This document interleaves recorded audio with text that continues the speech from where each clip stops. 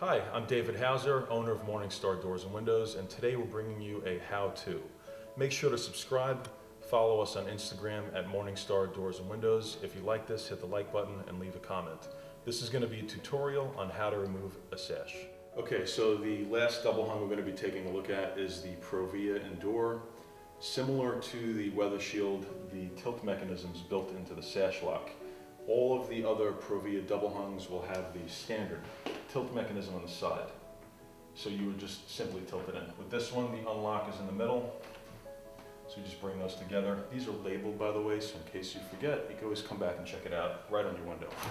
Lift it up a few inches, press this in, simply just like that. Get it to about a 90 degree. Now the tricky thing with the Provia is you kind of want to get this on an angle first. You can hear that little click. So you want to angle one side down, then get it up, and then you're going to be doing one side at a time, like this. So popping one out, and then once you have it out again, you can see the shoe pin right here.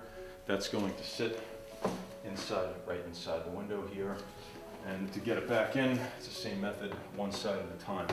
And just like the other ones, you want to make sure it's completely in. Give it a good pat. You're going to hear that little click, okay?